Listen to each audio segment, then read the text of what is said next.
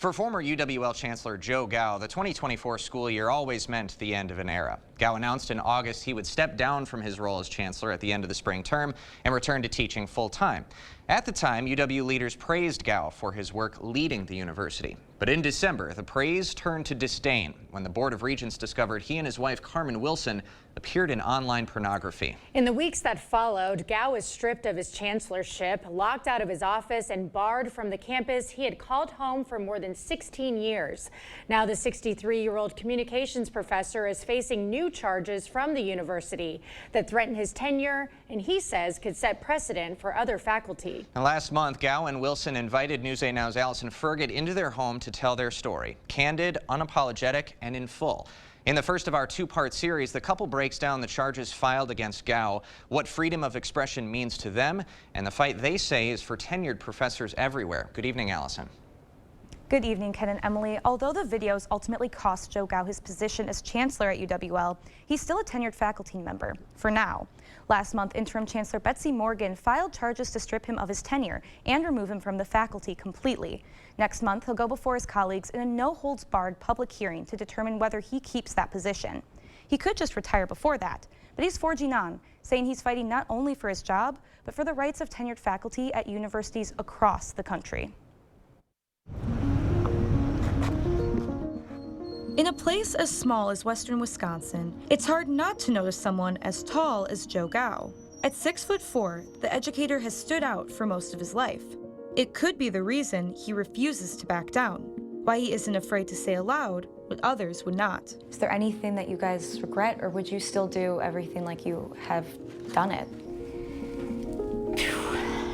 No, I don't regret anything. I do regret the impact that it has had on our families. I regret that, but that's not regretting what we did. The couple has never denied making the videos. What they deny are the allegations against them in the university's 300-page investigative report. Their report goes all over the place in terms of entirely different things. The charges include accusations of unethical conduct. I think that they're going to try to say that there were things that we wrote about in our books that were potentially illegal. Aside from the videos, Gow and Wilson also published 2 books detailing their experiences in the adult film industry.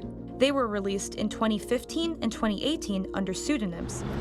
The couple insists they didn't include any references to lacrosse or the university. I don't think we want to be firing people for what they write in a book. In the end, though, the decision to remove him could come down to what he didn't write, more than what he did. Gow says he previously did not report the books in his annual outside activities report, which university employees are mandated to fill out. But Gow says the books did not meet the requirements to be reported. Another charge accuses him of using UWL computers to produce porn. That's just not true. Gow's fate will be in the hands of a panel of his colleagues in a public hearing June 19th. I think that the faculty will give me a fair hearing. What he worries about is what happens after the hearing. Should the university disagree with the panel's decision and appeal to the Board of Regents? So they've got to show, okay, here's what I did wrong, and if that is nothing more than publish books and make videos, that's not a strong case. If Gow is fired, he says there would be hardships. The biggest challenge would be health insurance. Meaning the videos that began as a hobby could become something the couple depends on. We do make a little bit of money from the videos on the paid sites. That would pay for health insurance. At 63, he could simply retire before the hearing and leave with his tenure intact. But Gow and Wilson say the issue is about more than just them. There's a principle here. I think that this is now bigger than us. The bigger issue is what are faculty allowed to do on their own time. For them, it's as much a fight for his job as it is a fight for the rights of tenured faculty. I think that what a couple does on their vacation, on their own time, with their own money, and on social media, that's their own business, and that shouldn't disqualify one from being a faculty member.